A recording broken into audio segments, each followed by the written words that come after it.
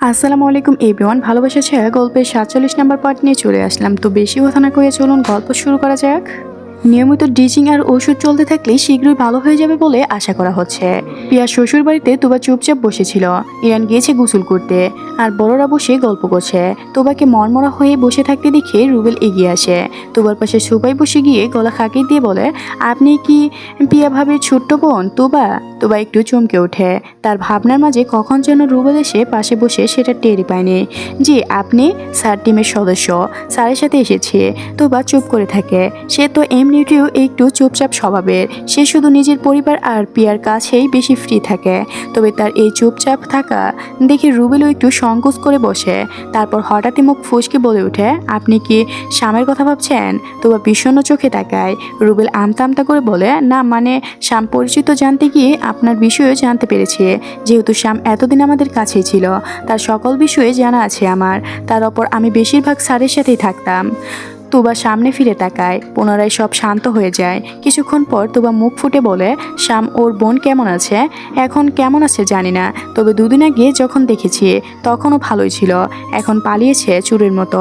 আপনার দুলাভাই বলেছিল শ্যামকে কিছু একটা করতে সাহায্য করতে, তবে ছেলেটা তাড়াতাড়ি উধাও হয়ে গেল। সাথে করে বোনটাকেও নিয়ে গেল। না জানি কোথায় কেমন আছে এখন।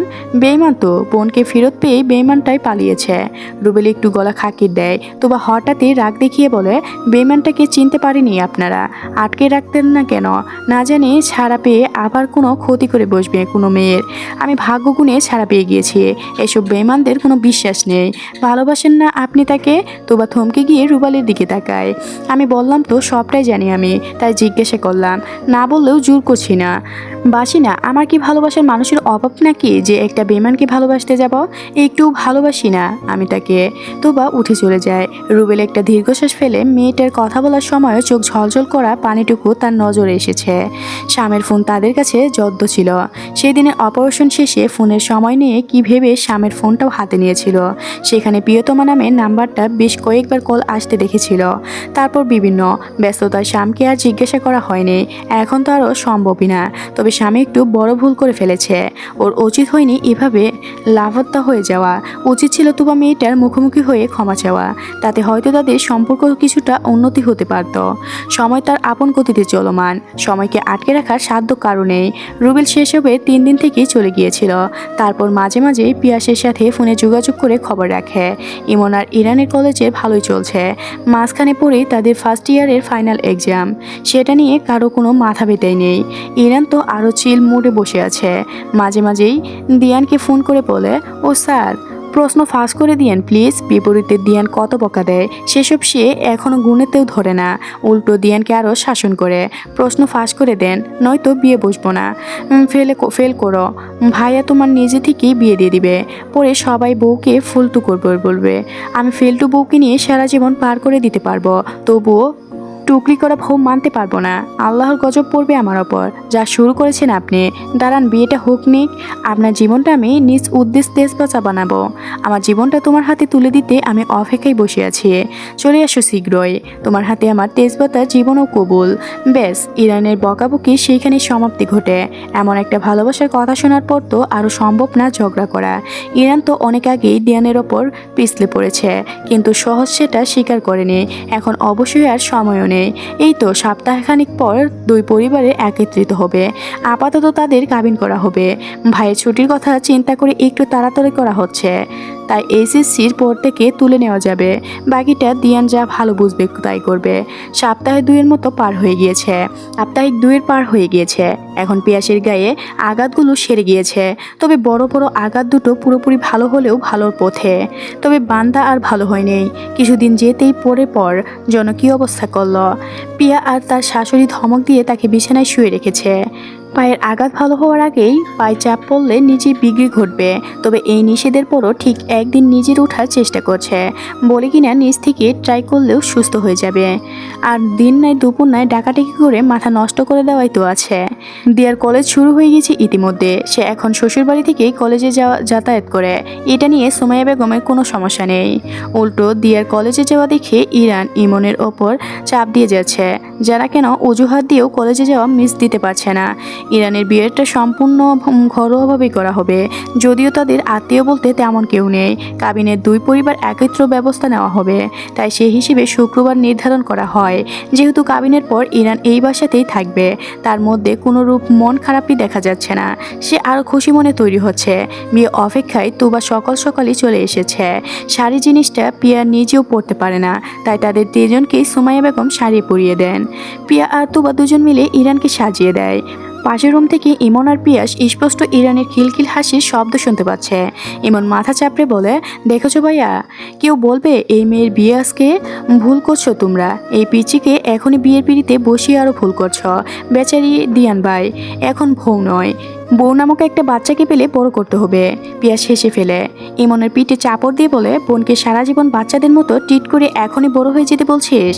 কেমন লাগবে ইরানকে ম্যাচিউর একটা নারী চরিত্র দেখতে? তার থেকে ভালো নয় আমাদের বোন বাচ্চাই থাকুক? আরও ভালো কথা হলেও দিয়ানও এই বাচ্চাটিকে বউ হিসেবে মেনে নিচ্ছে। ইমন মাথা নাড়ায়। 1 মিনিট। একমাত্র দিয়ান বলেই হয়তো মেয়েটা এমন প্রশ্রয় পেয়ে মাথায় উঠে বসেছে। অবশ্যই এতে নিজেদের ভালোই হয়েছে, নিজেদের বোনই তো। সে যদি অন্য কারো ঘরে গিয়েও এমন বাচ্চামি টিট পায় তো তবে ভালোই তো। বোনের ভালো তো নিজেদেরই ভালো থাকা। বরবেশি দিয়ান হাজির হয় ইরানদের বাড়িতে। ইরানের জেদের ফলে তাকে নীল শাড়িতে সাজানো হয়। নীল রঙে মেয়েটিকে বড্ড স্নিগ্ধ লাগছে। মনে হচ্ছে নীল রঙটা যেন ইরানের জন্যই তৈরি করা হয়েছে। কাজী সাহেব আসতেই বিয়ের জন্য দুজনকে পাশাপাশি বসানো হয়। বিয়ের আগে পাত্রীকে উপহারস্বরূপ দিয়ানের মা একজোড়া স্বর্ণের বালা পরিয়ে দিতে চায়। তখন ইরানের বা হাতে একটা ব্রেসলেট দেখে বললেন, ইরান মা, এটা খুলে ফেলো, আমি বালাটা পরিয়ে দেই। ইরান দ্রুত নিজের হাত টেনে নেয়, তড়িঘড়ি করে বলে, না আন্টি, এটা খোলা যাবে না, এটা আজকে আমার হাতেই থাকবে। তার এমন আচরের ড্রয়িং রুমে থাকা সবাই অবাক হয়। পিয়াসের বোনের পাশেই বসেছিল, তবে সে কিছুই বলে না। সুমাইয়া বেগম একটু রাগ দেখিয়ে বললেন, ইরান খোলো ওটা, জেদ করিস না। না আম্মু, এই শুভার দেওয়া গিফট ও বলেছিল আমার বিয়েতেও উপস্থিত থাকবে। এই তো আমার হাত ধরে উপস্থিত আছে। আমাকে হাজার বকলেও আজকে আমি এই ব্রেসলেটটা খুলব না, এটা আমার হাতেই থাকবে। ড্রয়িং রুমের উপস্থিত সবাই ইরানের দিকে তাকিয়ে থাকে। ইরানের চোখের কোনো এক ফোঁটা জলের পরিস্থিতি দেখা যায়। ইমন অবাক হয়ে এটা ভেবে যে তার বোনটা ঠিকই শোভাকে মনে রেখেছে, অথচ সে ভেবেছিল ইরান হয়তো বাকিদের মতোই শোভাকে ভুলে গিয়েছে। হয়তো ইরানকে সে নিজেও চিনতে পারেনি। তার আবেগীয় বোনটা নিজের আবেগ চেপে রাখতে শিখে গিয়েছে। দিয়ান ইরানের হাত ধরে মায়ের দিকে এগিয়ে দিয়ে বলে, ব্রেসলেটের অপরই পরিয়ে দাও, দুটোই থাকুক একসাথে। দিয়ানের মা মিষ্টি হেসে সেভাবে বালাজোড়া ইরানের হাতে পরিয়ে দেয়।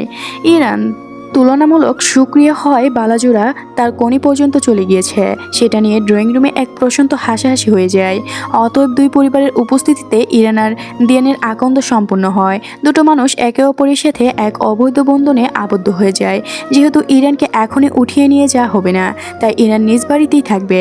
তবে রিদান চলে যাবে আজই। তার যাওয়ার আগে তাদের দুজনকে আলাদা একটা সময় কাটাতে ইরানের রুমে পাঠানো হয়। ইরানকে আগে দিয়ান রুমে রেখে গিয়েছিল। তারপর দিয়ান রুমে ঢুকেই দরজা আটকে দেয়।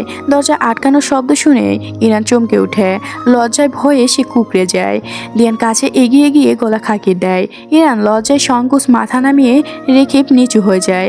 ইরানের লজ্জামাখা মুখ দেখে দিয়ানের বুকের ভিতরটা শান্ত হয়ে যায়। এই যেন এক দীর্ঘ অপেক্ষার পর ইরানকে নিজের করে পেল সে। ইরানের মুখটা সে দু হাতের আঁচল দিয়ে তুলে নেয়। ইরান চোখ নামিয়ে রেখেছে। কোনো এক কারণবশত সে দিয়ানের চোখে চোখ রাখতে পারছে না। দিয়ান মুখ নামিয়ে গম্ভীরভাবে সদ্য বিবাহিত স্ত্রীর কপালে ঠোঁট ছোঁয়ায়। ইরানের পিঠ বয়ে এক অজানা শিহরণ বয়ে যায়। দিয়ান থামে না, কপালে ঠোঁট ছুঁয়ে মুখ নামিয়ে পরপরই চোখ দুটো ছোঁয়ায়। আজ যেন তার বাধা ভেঙে গিয়েছে। ইরান দু হাতে দিয়ানের পাঞ্জাবি কলার চেপে ধরে। দিয়ান মুচকি হাসে, লজ্জা পাচ্ছ ইরান? তাও আমাকে বিশ্বাসই হচ্ছে না। কথাটা কানে পৌঁছেই ইরান চুট করে চোখ খুলে তাকায়। সাথে সাথে তার ভিতরে থাকা লজ্জাভাবে কেটে গিয়ে রাগী ভাব চলে আসে। আমি কি মেয়ে নয়? আমি লজ্জা পেতে পারি না? বিয়ে হয়ে গেছে বলে আপনি আগের রূপে ফিরত চলে আসলেন? দিয়ান হেসে বলে, এই তো এতক্ষণে আমার আসল ইরান ফিরে আসলো। ইরান গাল ফোলায়। দিয়ান তাকে ছেড়ে পাঞ্জাবির পকেট থেকে হাত রাখে। সেখান থেকে ছোট্ট একটা প্যাকেট বের করে।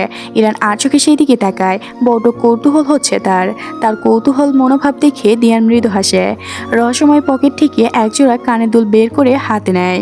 কানের দুল জোড়া দেখি ইরানের চোখ ঝরঝর করে চিকচিক করে ওঠে। এক প্রকার দৌড়ে এসে দিয়ানের হাত থেকে কানের জোড়া নিয়ে নেয় সে। এটা এটা এটা কি আপনার প্যান্টের মতোই? খুশিতে ইরানের চোখ ঝলমল করছে। দিয়ান মুচকি হেসে বলে, অনেক খুঁজে খুঁজে পেতে হলো এতগুলাকে। আমাদের দেওয়ার প্যান্টের বিষয় কিছু ছিল না, তাই হয়তো সহজে এমন একজোড়া ম্যাচিং কানের দুল পেয়ে গেলাম। ইরান উৎফুল্ল হয়ে বলে, একদম মিলে গিয়েছে, একটু দাঁড়ান। ইরান তাড়াতাড়ি গিয়ে ড্রেসিং টেবিলের সামনে দাঁড়িয়ে একে একে নিজের গায়ের গহনাগুলো খুলে নেয়। তারপর নিজের সবচেয়ে পছন্দের বক্স থেকে সে প্যান্ট বের করে নেয়। দিয়ান অবাক হয়ে ইরানের হাসি মুখের দিকে তাকিয়ে থাকে। এই ছোট্ট জিনিসও ইরানের এত খুশি তাকে অবাক করে দিচ্ছে। ইরান এগিয়ে এসে সেগুলো দিয়ানের হাতে ধরিয়ে দিয়ে বলে, পরিয়ে দেন, আমি আমি আপনি ছাড়া আর তো কেউ নেই রুমে। দিয়ান হেসে ফেলে। ইরান উন্মুক্ত চুলগুলো কানের পাশে গুজিয়ে দিয়ে আলতো করে কানের দুলজোড়া পরিয়ে নেয়।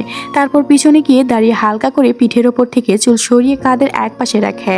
দিয়ানের এমন হালকা ছোঁয়ায় ইরান কেঁপে ওঠে। আজকের এই গল্পটি এ পর্যন্ত শেষ হয়ে গেল। পরবর্তী পার্ট পেতে অবশ্যই এই চ্যানেলটি সাবস্ক্রাইব করে রাখবেন। ধন্যবাদ সবাইকে, ভালো থাকবেন।